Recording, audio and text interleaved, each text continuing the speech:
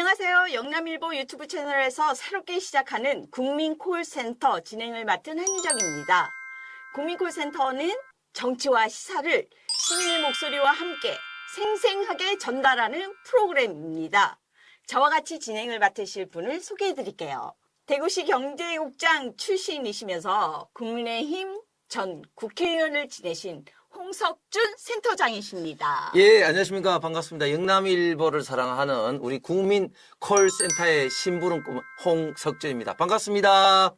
센터장님이신데? 아, 고맙습니다. 이렇게 또 성진까지 시켜주세요. 제가. 1센터장, 2센터장입니다. 저는 우리 한유정 기자가 센터장이고 저는 심부름꾼인 줄 알았습니다. 아유, 무슨 말씀을요. 저희는 장유유서를 따릅니다. 저희는.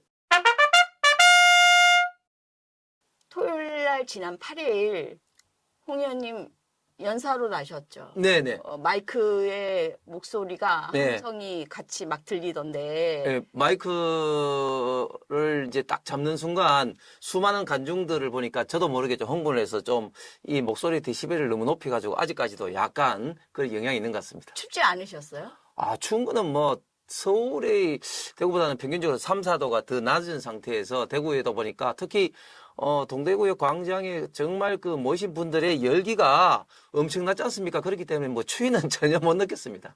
좋으셨네. 저희는 그 주변에 있는 아파트 옥상 27층에 있었습니다. 저는.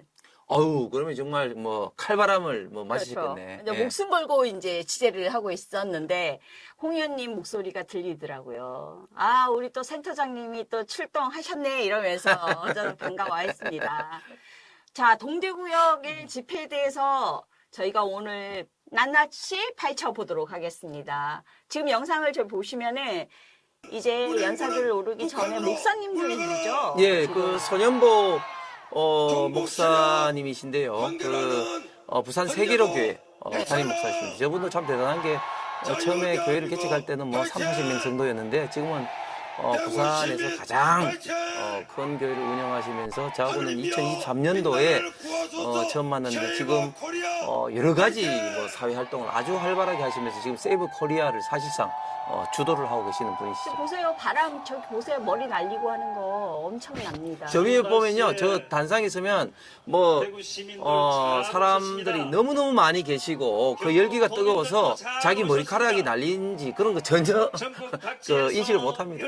자, 많은 분들이 동대구역에 2시간 전에 모이셨어요. 저희 회사가 동대구역 근처에 있다 보니까 저희가 나가보니까 그 2인 행렬을 이루시면서 이제 저 광장으로 모이시던데 지금 보이는 저 모습이 2시간 전 모습입니다. 그렇죠. 그래서 뭐 저기 뭐 2시간이 아니라 뭐 3시간, 4시간 전부터 이제 사람들이 이제 모여들기 시작했고, 그래서 제가 이야기 듣기로는 차를 갖고 오신 분들은 범은해거리에서부터 차가 막혔다. 그런 어떤 이야기도 들렸습니다. 그래서 조금 전에 화면 2시간 전부터 사람들이 계속해서 운집해서 제가 서울에서 방송 마치고 2시 20분 정도경에 이제 동대구에 도착했는데, 어우, 플랫폼에서 내려서 그 행사장으로 가는 데까지 동대구역 대합실에도 사람들이 너무너무 많아서 그 현장으로 가는데 사람들이 막 그 밀고 당기고 하면서 저는 이러다가 사고 나지 않을까 참 걱정했을 정도로 굉장히 많은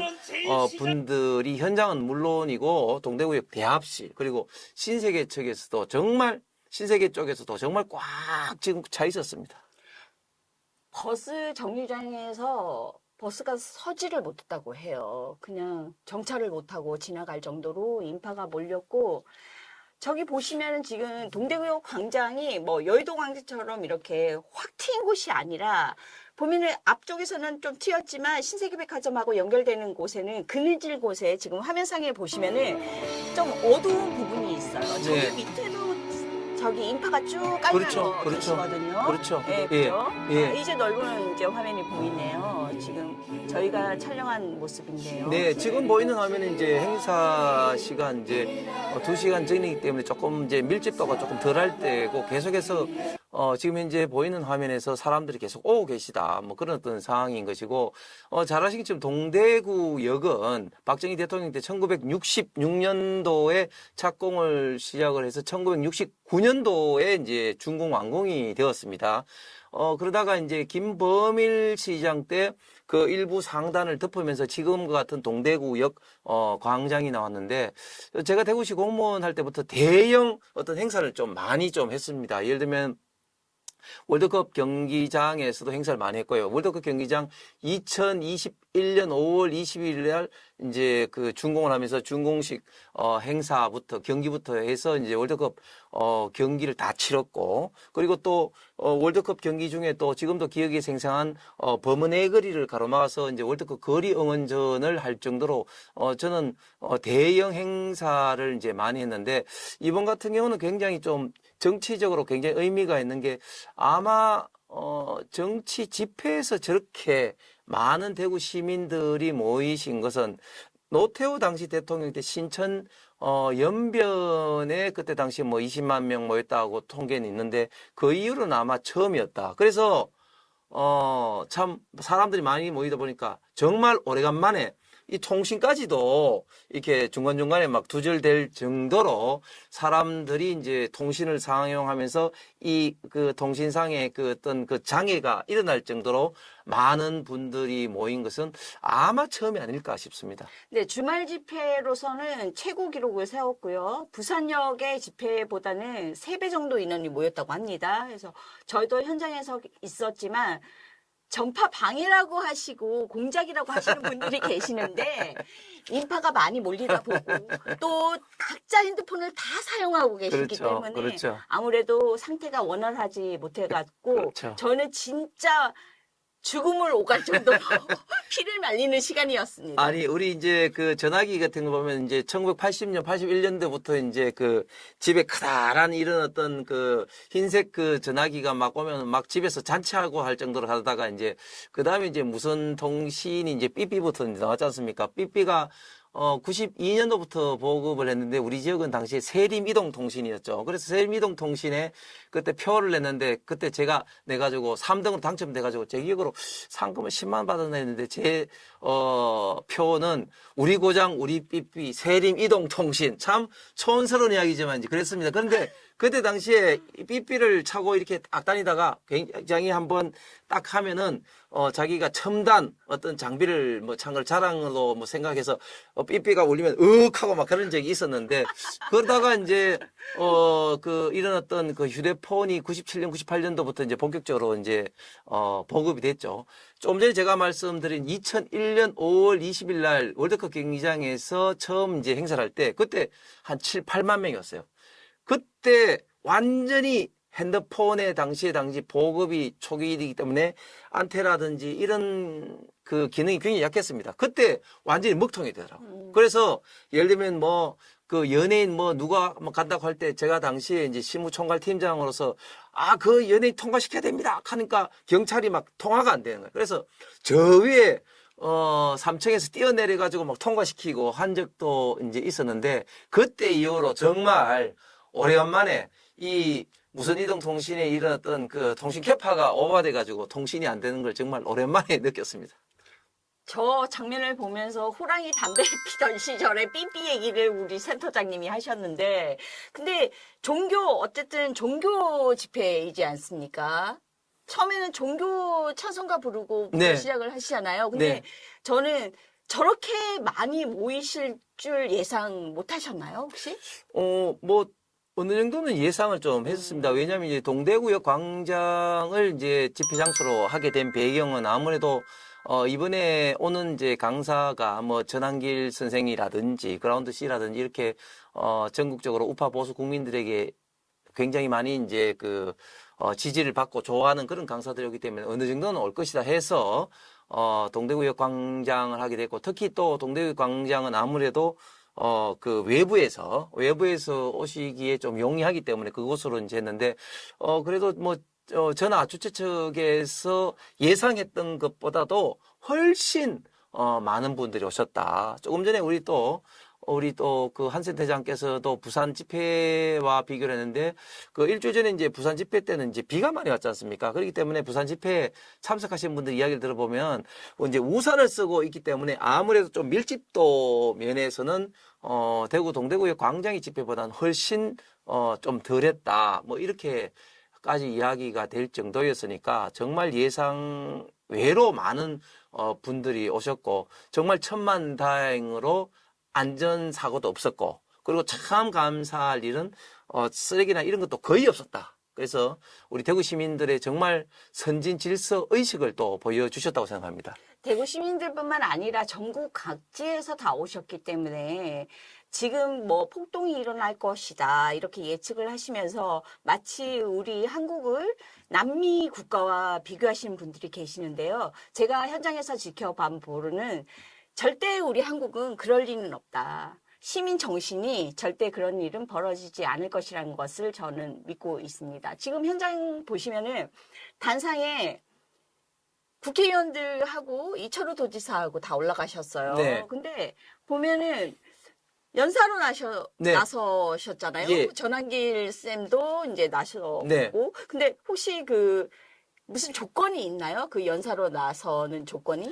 뭐 조건이라기보다도 이제 뭐 주최 측에서는 그동안 여러 가지 어떤 뭐 그 활동을 해온 거, 특히 사회적으로 활동해온 걸 뭐 여러 가지 좀 종합적으로 뭐 반영해서 그런 게 아닌가 생각합니다. 그리고 사실 이철우 지사 같은 경우는 또 현직도 경상북도 지사 자치단체장으로서 정치적 발언을 하고 뭐 이런 게 하는 게 굉장히 좀 지장이 있기 때문에 애국가로 좀 대처를 했고 또 재미있는 것은 국회의원들이 올라가니까 또 많은 또 참여하신 분들이 내려가라고 또 야유도 많이 했어요. 왜냐하면 12.3 비상계엄 이후에 국민의힘 의원들이 이런 어떤 집회 참석도 하지 않았을 뿐만 아니라 특히 초기에는 대통령 어떻게 보면 좀 하야 주장이라든지 탄핵에 동조하는 그렇기 때문에 또 결국은 또 탄핵이 됐을 때 또 일부 국회의원들이 또 참여를 했기 때문에 탄핵이 이제 이루어지면서 사실은 우파 보수 성향의 국민들에게는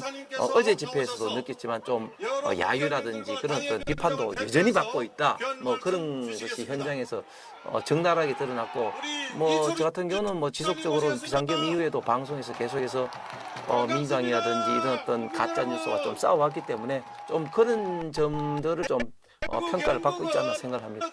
단상에서 이철우 도지사께서 애국가의 일절을 선거법 위반도 있고 이거 발언을 하는 자체가 좀 위험성이 있으니까 그것을 이유로 해서 홍 시장님은 참석을 안 하셨습니다. 대신 여사님이 오셨는데요. 그렇습니다. 네. 이것을 두고 또 전효옥 전 의원께서 신랄한 강력한 비판을 하셨거든요. 숟가락 얹기다, 치졸하다 이렇게 예. 비판을 하셨는데 그렇습니다. 네. 아무래도 현직에 계시니까 선거법 위반 신경 쓰셔야 되는 건 맞겠죠? 그렇습니다. 뭐 저도 공무원 생활 오래 했지만 공무원이 사실은 이제 정치적 중립 선거법에 신경을 굉장히 좀 써야 되죠. 그리고 공직선거법이 굉장히 좀 무섭습니다. 그렇기 때문에 당연히 이제 신경을 써야 되는 것이고 특히 이제 홍준표 시장 입장에서는 어떻게 보면 전한길 선생이 비유했던 예를 들면 뭐 현직 대통령이 엄연히 탄핵 심리 중이만 계시고 있는데 조기 대선 운운하고 뭐 이런 것들은 부모님이 살아 계신데 뭐 제사상을 준비하는 호로자식과 같다. 좀 이런 어떤 비판에서 좀 자유스러울 수가 없죠. 왜냐하면 연초에 홍준표 시장이 이제 그 장이 섰는데 장돌뱅이가 장이 안 갈 수가 있느냐 뭐 이런 어떤 비판을 이런 발언한 것에 대한 어떻게 보면 좀 비유적인 비판이 아닌가 생각을 합니다. 그렇기 때문에 홍준표 시장도 요즘은 사실은 그런 어떤 그 멘트를 하는 것을 굉장히 좀 조심하시고 뭐 그런 반면에 또 우리 그 이순삼 여사가 홍준표 시장의 좀 제가 볼 때는 부족한 면을 굉장히 좀 잘 채우시는 것 같아요. 그래서 그 텐트에 와서 이제 강사들이 대기하고 있는 중에 이제 전한길 선생하고 만나서 인사하고 뭐 그렇게 됐는데 그래서 거기에 대해서 또 우리 전효옥 전 의원이 또 신랄하게 본인의 어떤 트레이드마크 신랄하게 비판을 하신 것 같습니다. 근데 여사님이 홍 시장님의 모자라는 점을 채워주신다고 하셨는데 네. 정확하게 모자란 점이 어떤 점일까요? 예를 들면 이런 것이죠. 뭐 부부가 뭐 어차피 모자란 부분을 또 채워주는 게 어떻게 보면 시너지를 일으킬 수 있는데 저는 홍준표 시장의 장단점이 아주 명확하지 않습니까? 여러 가지 어떤 선이 좀 뭐 굵고 특히 많은 경험에서 나오는 그런 어떤 멘트를 정말 눈치 보지 않고 뭐 그 페이스북에서 이제 언급을 뭐 하는 거라든지 뭐 그런 것도 있지만 그 예를 들면 대구 시민들이 봤을 때 홍준표 시장이 좀 스킨십이라든지 이런 부분이 부족하다. 행사에 잘 나오지 않는다. 그런 비판도 있는 것도 사실입니다. 그런데 거기에 대해서 제가 알고 있는 범위 내에서는 이수삼 여사가 뭐 거의 대구의 중요한 행사는 거의 빠짐없이 참석함으로써 홍준표 시장이 그런 어떤 부족한 면을 좀 잘 채우고 있다. 그래서 결론적으로 영남 호남의 아주 아름다운 커플이 된 것 같습니다. 김문수 장관께서도 지금 뭐 조기 대선을 운운하는 거 그리고 본인의 지지율이 높게 나오는 거 이런 거는 말씀을 좀 아끼시면서 거론할 때가 아니다 이렇게 예의를 갖추셨는데 우재준 의원은 또 다른 좀 젊은 정치인으로서 의견을 다르게 내놨습니다. 이러다가 이재명한테 더불어민주당에게 정권을 뺏기면 어떡하느냐. 우리도 그래도 준비는 하고 있어야 된다. 이런 자기만의 그 소신을 밝히셨는데요. 뭐 그렇게 생각하시는 분들도 있는 것 같아요. 네, 그렇습니다. 뭐 본인이 뭐 그렇게 생각할 수도 있고 뭐 그게 또 뭐 완전히 틀린 이야기는 아니죠. 그런데 저는 우재준 의원도 마찬가지고 특히 대표적으로 과거 이제 친한계 의원들 뭐 김상우 의원이라든지 이런 사람들의 어떤 말을 우리가 곱씹어 보면은 12.3 비상계엄 직후에 우리가 이제 윤석열 대통령하고 이제 그 절연해야 된다, 떨어져야 된다. 그래서 한동훈 전 대표가 윤석열 전 대통령 어떤 출당 요구도 했지 않습니까? 그런데 지금은 어떻습니까? 지금 국민의힘의 지지율이 언론 내지는 많은 여론조사 기관의 어떤 발표에 따르면은 12.3 비상계엄 직후에 거의 더블 스코어까지 벌어졌던 것들이 지금은 오차 범위 내에서 앞서거니 뒤서거니 오히려 국민의힘의 당 지지율이 민주당보다 높은 여론조사가 지금 더 많이 나오고 있습니다. 이것은 전적으로 국민의힘이 잘했다기보다는 윤석열 대통령의 어떻게 보면 좀 지지율이 윤석열 대통령에 대한 어떤 국민의 지지가 국민의힘 지금 지지율을 끌어당기고 있는데 그런 식으로 따지면 과거에 본인들이 말했던 것들이 다 지금 틀린 것이죠. 대통령을 만약에 출당 조치했으면 지금 어떻게 됐겠습니까? 윤석열 대통령 지지율이 높다 하더라도 국민의힘 지지율이 이렇게 올라갈 수가 없는 것이죠.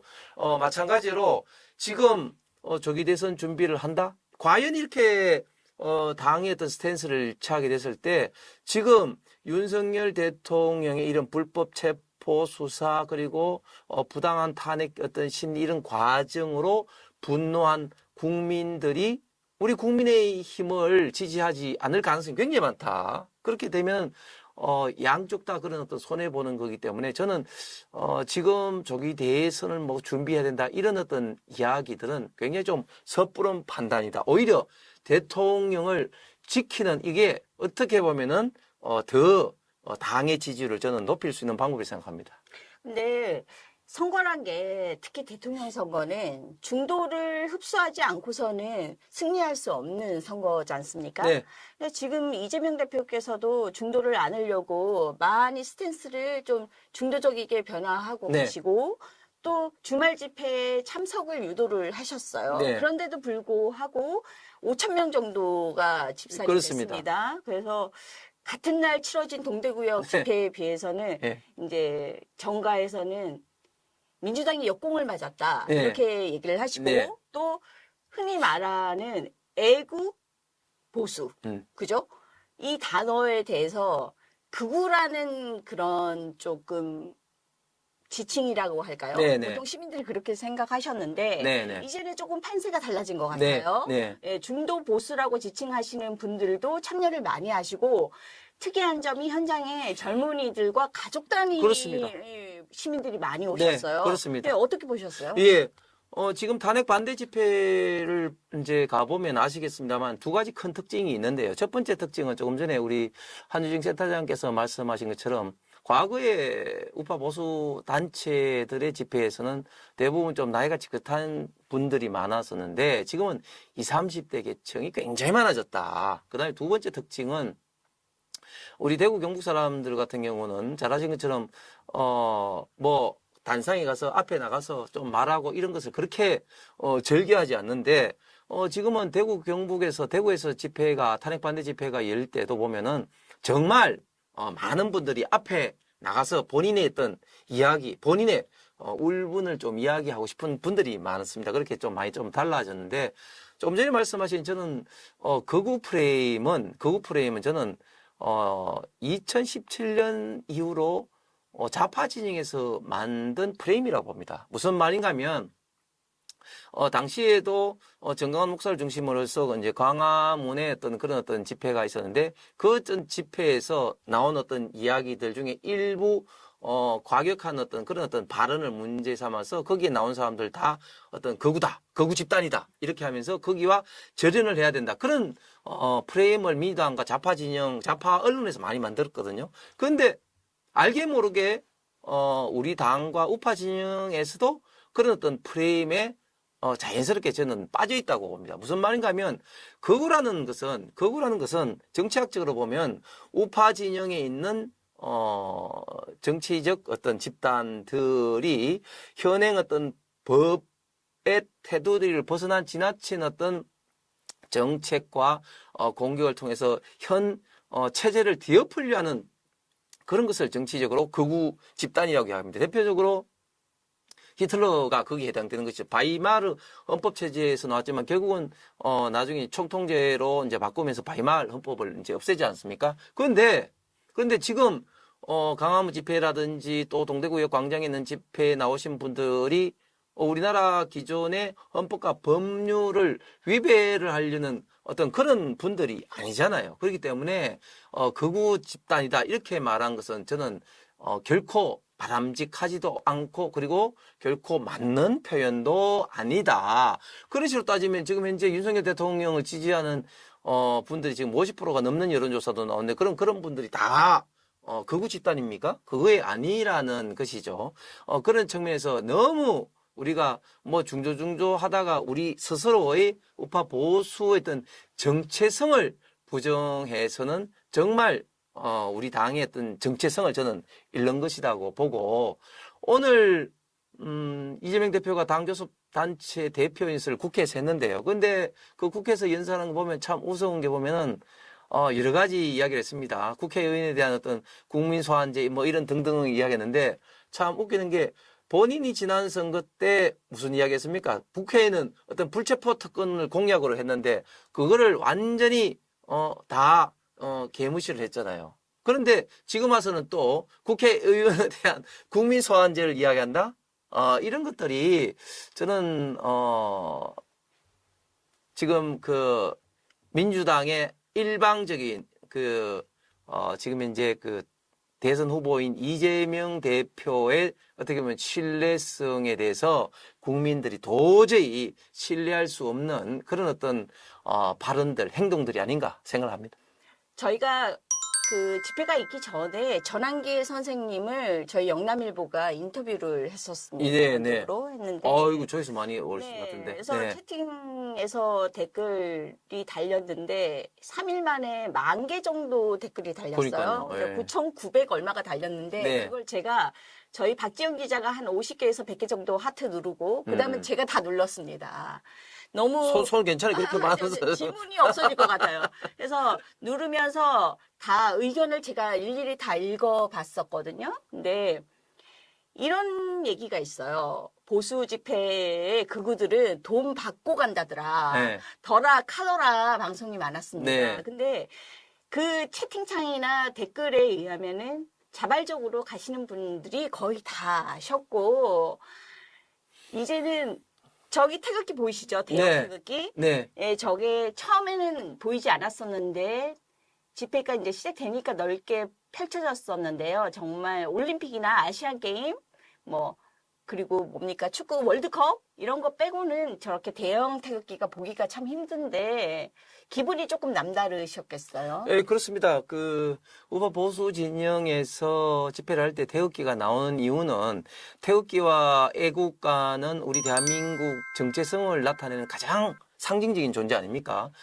우리 대한민국의 정치 시스템에서 가장 기본적인 것이 결국은 자유민주주의와 시장경제 체제인데 그런 대한민국의 기본 정체성을 지키고 그리고 그런 어떤 분야에 대해서 어떻게 보면 좀 노력을 하고 상징적으로 보여주는 어떤 존재가 태극기인 것이죠. 그래서 태극기와 애국가만 보면은 뭐 저 같은 경우는 가슴이 뭉클해지기도 하는데 그거는 뭐 많은 국민들도 마찬가지일 거라고 생각을 합니다. 그렇기 때문에 앞으로도 우파 보수 진영에 서 있던 가장 중요한 상징물은 태극기다. 그런데 저걸 가지고 뭐 극우라고 그 이야기하는 것은 정말 그 좌파 진영에서 일방적인 매도다. 그렇게 이제 생각을 하면서 저는 오히려 어떻게 생각하냐면은 YS DJ 정권을 거치면서 소위 말해서 민주화 어떤 과정을 거치면서 사실 학교에서 국기에 대한 맹세라든지 애국가라든지 태극기 이런 것들이 완전히 사라져 버렸어요. 완전히 사라져 버렸어요. 미국에 가보면 제가 2009년도에서 11년 사이에 그 미국 유학 가서 우리 딸이 그때 이제 초등학교에 가보니까 미국은 초등학교 때 수업하기 전에 저런 걸 아직까지도 하고 있습니다. 그만큼 우리는 민주화 과정을 거치면서 국가에 대한 충성과 정권에 대한 충성을 좀 혼동해서 너무 그런 것들을 없애버렸다. 이런 좀 굉장한 좀 후회가 좀 들고요. 그런 것들 저는 학교 현장에 당연히 조속히 좀 부활을 시켜야 된다고 봅니다. 또 좌파 진영에서 조금 전에 말씀하신 것처럼 뭐 돈을 받고 가는 게 아니냐 하는데 그거는 저는 진짜 그 도둑이 제발 저린다는 우리나라 속담이 있지 않습니까? 좌파 진영에서는 민노총 중심으로 해서 그런 식으로 뭐 인원을 동원을 해서 그런지 몰라도 우리 우파 보수 진영에서의 지는 집회에서 제가 알고 있는 범위 내에서는 돈을 줘서 사람을 동원하는 경우는 한 번도 없다는 것을 다시 한번 강조해 드립니다. 그리고 저기 집회에 모이신들 보면 극우라고 그냥 일반 시민들이 알고 있는 극우 집회라고 제가 그냥 지칭하겠습니다. 거기 보면은 성조기가 같이 있습니다. 네. 이 부분에 대해서 저희들은 뭐 현장에서도 여쭤보고 해서 대충 왜 들고 계시는지는 감이 있지만 보통 시민들은 저걸 궁금해하세요. 네. 왜 성조기를 들고 네. 있느냐? 네. 네, 설명해 주세요. 네. 응. 성조기를 들고 있는 것이 그 어떻게 보면 좀 외신에서도 특히 그 미국 국민들도 가장 궁금해하기도 하고 가장 감동을 많이 받는다고 합니다. 왜 들고 있냐면 결국은 태극기가 우리 대한민국의 가장 중요한 상징물이라면 성조기는 지금 우리 자유 대한민국의 경제적 번영을 이끌어온 가장 중심적인 동맹이 결국은 미국이었다. 결국은 1945년 2차 대전 이후로 미 군정이 왔었고 그 미 군정에서 지금 대한민국의 기본적인 체제가 만들어지고 특히 6.25 때는 또 미군의 많은 젊은이들이 이국 땅에 와서 희생을 했기 때문에 지금의 대한민국이 만들어진 게 아니겠습니까? 그렇기 때문에 어떻게 보면 과거에 그런 좀 은혜도 생각하면서 지금 우리 대한민국의 경제 번영을 이끌어온 어떤 가장 중요한 국가인 어떤 미국에 대한 어떤 그런 어떤 인식을 계속해서 갖자, 기억하자. 그런 어떤 상징물로서 성조기를 저는 처음부터 시작했다고 생각합니다. 2030 청년층에서는 저 의미를 모르시는 분들이 많아요. 그리고 지금 설명하신 의미도 6.25 때 그야말로 김미 초콜릿 아닙니까? 그때 당시 그거를 잘 모르시는 분들은 이해를 못 하시는데 이스라엘 국기도 한번 나오더라고요, 보니까.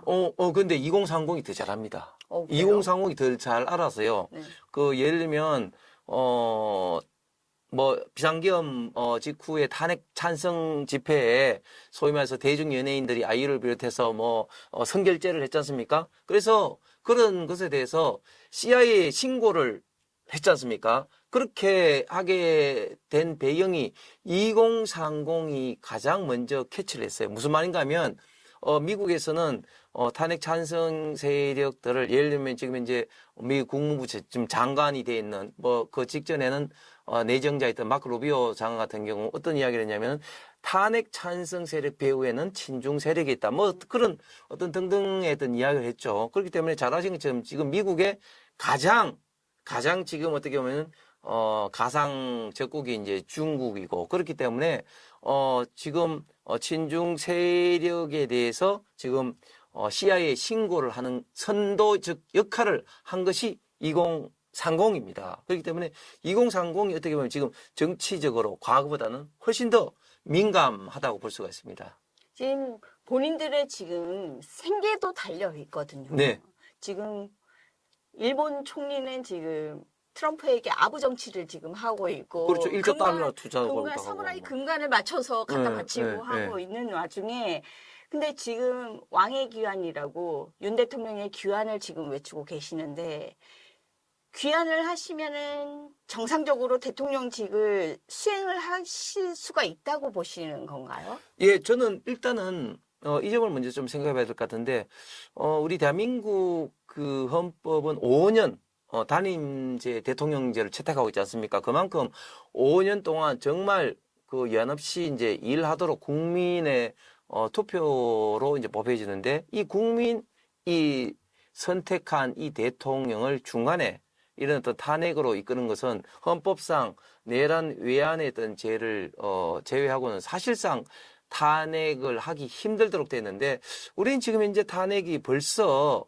3번 진행되고 그중에 유독 우파 출신 대통령만 박근혜 대통령 한번 실제 탄핵이 됐고 또 이번에 지금 현재 2번째로 지금 현재 진행 중입니다. 근데 우리가 2017년 3월 10일 박근혜 대통령 탄핵 이후에 문재인 대통령이 이제 정권을 잡고 난 다음에 잘하신 것처럼 얼마만큼 적폐 수사라는 이름으로 많은 우파 진영의 사람들을 수사하고 감옥에 넣고 또 경제적으로는 소득주도 성장의 이름으로 지금 현재 우리 대한민국의 경제를 어렵게 했는지 누구보다도 2030 세대가 너무나 똑똑하게 알고 있고 그때 만들어진 많은 국가 부채들이 결국은 2030 본인들이 갚아야 될 수밖에 없는 그런 상황을 지금에서 더 지금 절실히 느끼고 있는 것이죠. 그렇기 때문에 2030이 더 지금 탄핵 반대를 지금 외치고 있고 윤석열 대통령이 저는 당연히 탄핵 기각이 돼야 된다고 보는데 탄핵 기각이 되면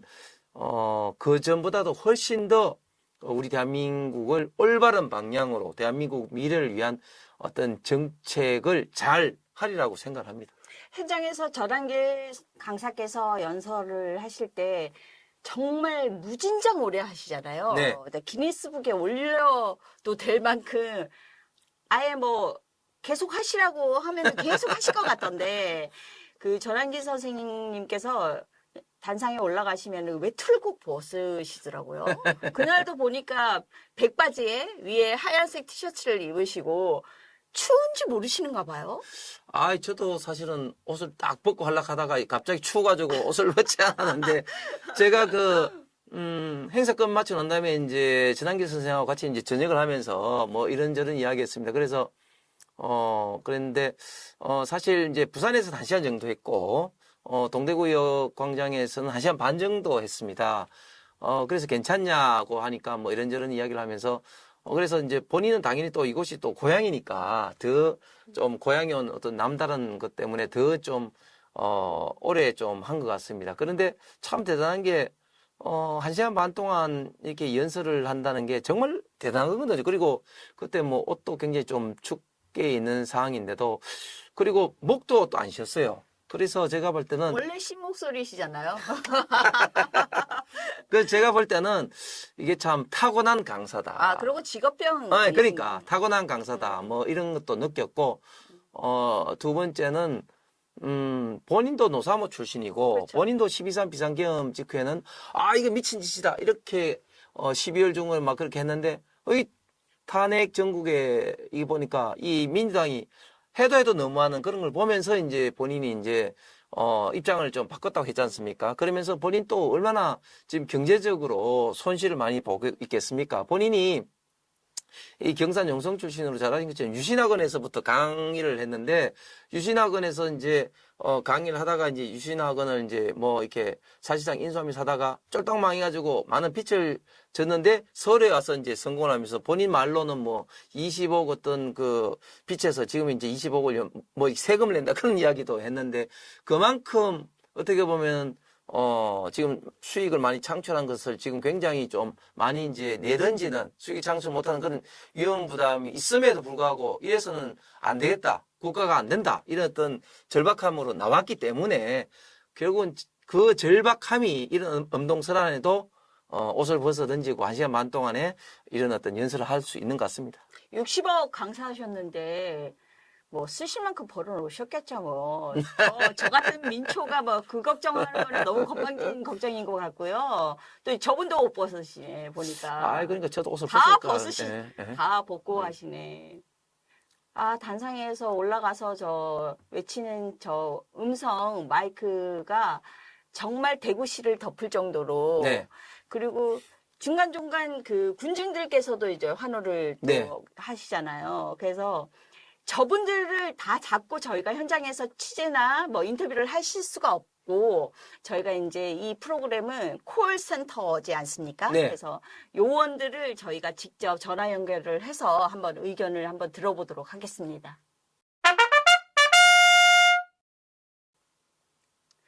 자, 우리 요원 산내들 요원부터 한번 의견을 들어볼게요. 전화 연결을 해보겠습니다.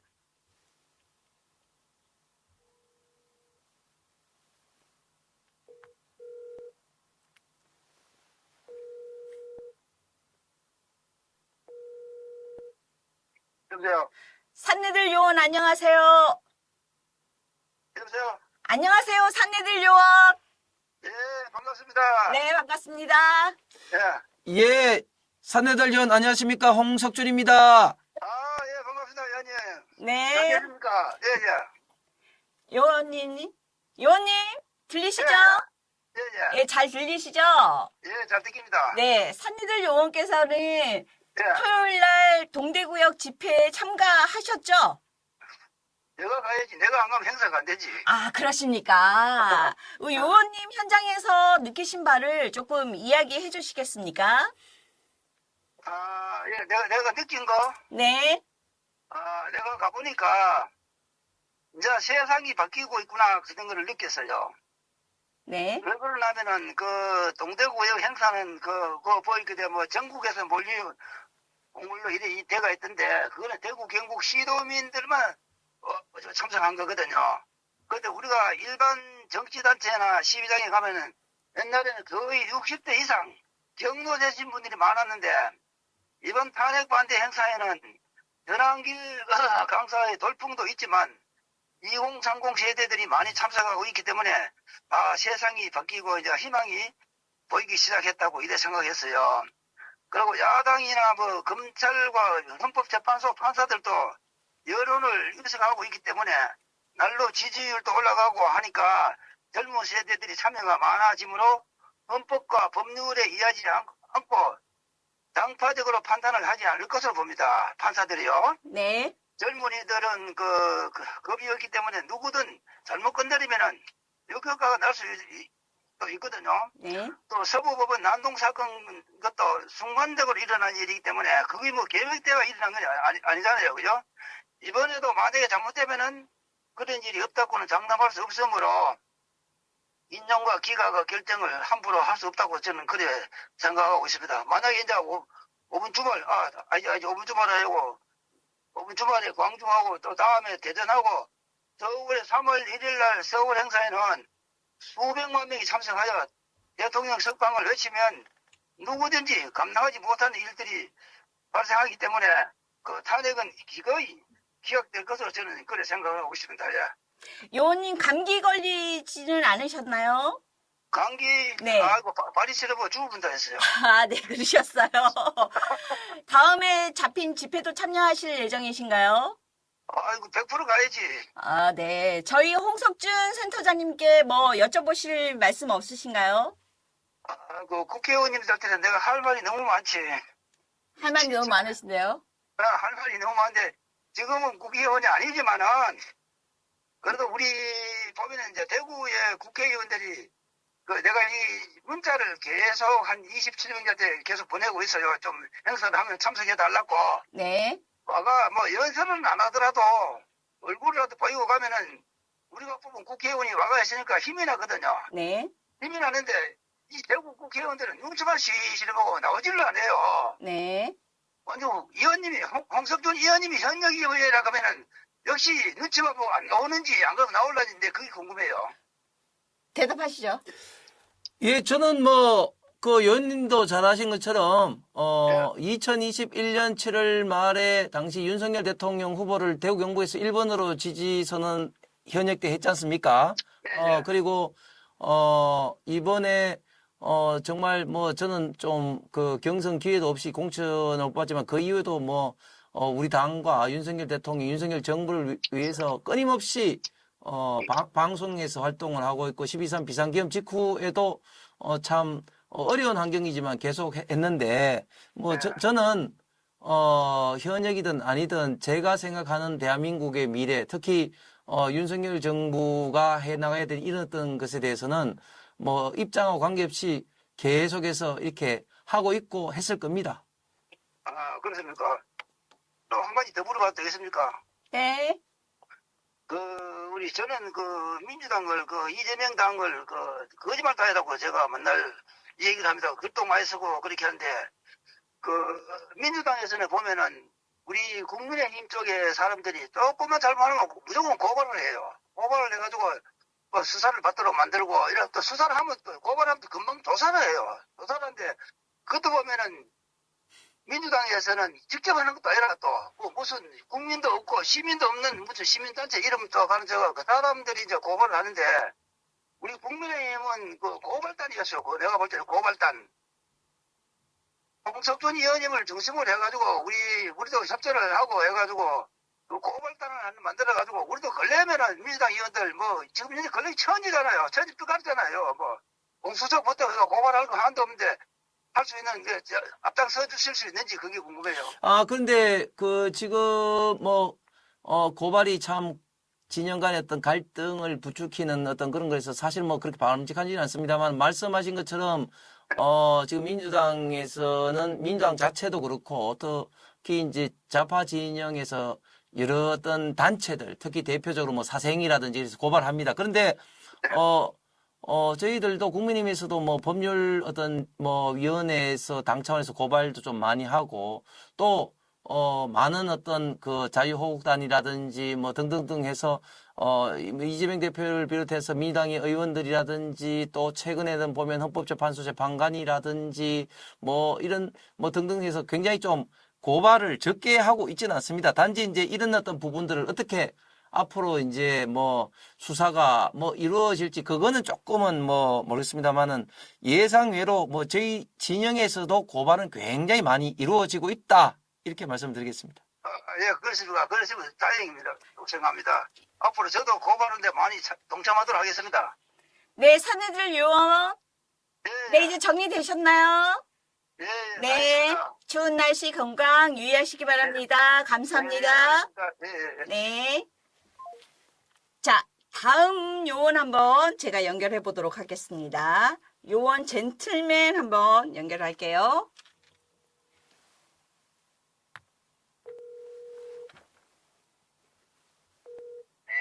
젠틀맨 요원 나오셨습니까?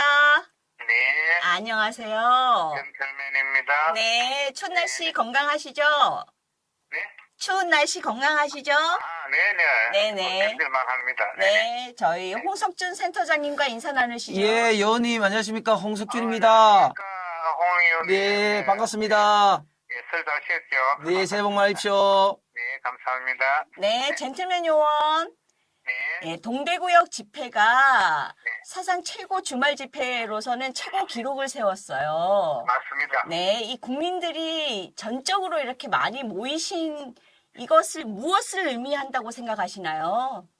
우선 고단하기보다도 우선 우리 영남일보에서 국민 콜센터 새 프로그램이 오늘 출발을 하죠. 네, 축하드립니다. 감사합니다. 네, 앞으로 국민의 참소리가 여과 없이 이 프로그램을 통해서 행정부나 이 정권에 잘 전달되기를 바랍니다. 네, 예, 좀 전 이제 질문에는 제가 대구 소학입니다. 네, 세후 처음으로 대단한 인파가 이번에 동대구역에 모인 것을 실감했습니다. 한 8만 명 정도 모인 것 같아요. 그럼 이번 이 모임에는 저는 개인적으로 이 모임은 윤석열 대통령 탄핵 반대 집회였지만 그것보다 이 모인 시위대나 보수 우파들은 꼭 윤 대통령 구하기 집회라기보다도 집권 여당인 국민의힘과 보수를 지키기 위해서 저는 많이 모였다고 보여집니다. 네. 예, 이미 윤 대통령은 식물 대통령이 되었습니다. 예, 탄핵은 거의 확정적으로 생각하는 분들이 지금 늘어나고 있는데요. 그러니까 국민의힘당 내에서도 제왕적 대통령 시대는 끝났다. 이렇게 생각하면서 김문수, 홍준표, 오세훈, 이준석 등이 이미 사실상 차기 이 대선 출마를 선언했죠. 꼭은 확정적인 건 아니지만 이번 대대적인 보수 우파 집회는 좀 전 말했듯이 윤석열 대통령 지키기가 아니고 제 개인적인 생각 다가올 대선에서 국민의힘당도 지키고 민주당에서 특히 TK나 보수 우파들은 죽어도 민주당의 정권이 뺏기는 거는 싫다고 생각하기 때문에 아마 그거를 이 보수 세력을 지키기 위해서 모인 집회라고 생각합니다. 그리고 또 얼마 당내에 선수가 없었으면은 전한길 일타강사가 아이돌처럼 나타났습니다. 아마 이번 모임에도 전한길 일타강사가 아니었으면 그렇게 안 모였을 겁니다. PK도 다선 의원들이 많이 있지만 그분들이 나오라 한다고 이 추운데 10만 인파 가까이 안 나옵니다.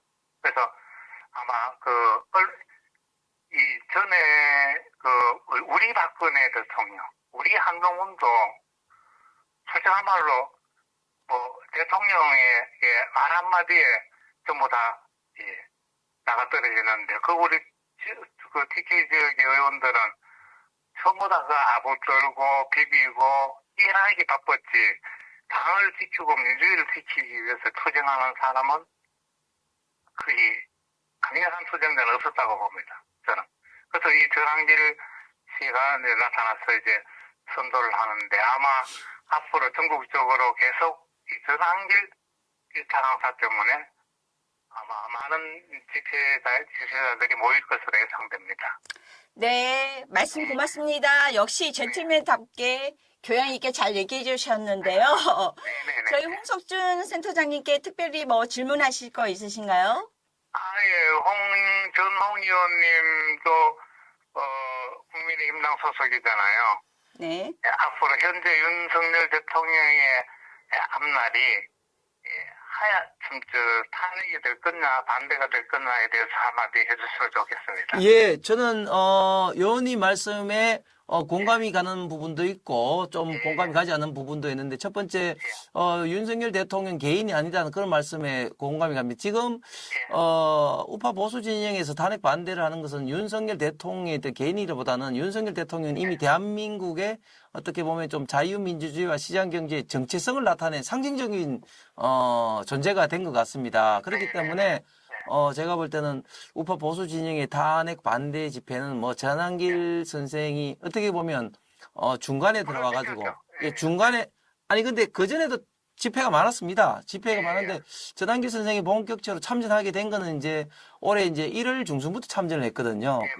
그 전에 강화문 집회나 이런 때도 사람들이 굉장히 이제 많았었는데 중간에 들어와서 어떻게 보면 좀 군불 때는 촉매 역할을 지금 하고 있는데 그런데 지금 우파 보수 진영에서는 조금 전에 말씀하신 것처럼 이재명이나 민주당이 정권을 잡아서 안 된다 그런 어떤 우려가 좀 있어서 국민의힘이 잘한다기보다는 어쨌든 윤석열 대통령이라는 자유민주주의의 어떤 상징적인 존재를 지켜야 된다 이런 어떤 인식이 굉장히 저변에 좀 강하게 깔려 있는 것 같습니다. 그리고 저는 지금 우리 대한민국이 87년 헌법체제 이후로 5년 단임제 대통령이지 않습니까? 그런데 이게 자꾸 탄핵으로 국민의 결정된 대통령을 끌어내리려는 이런 것들은 우리 국가 전체적으로 저는 굉장히 바람직하지 못하다. 예를 들면 전 세계적으로 탄핵 제도를 갖고 있는 나라 같은 경우는 몇 개 뭐 나라가 있는데, 예를 들면 독일 같은 경우는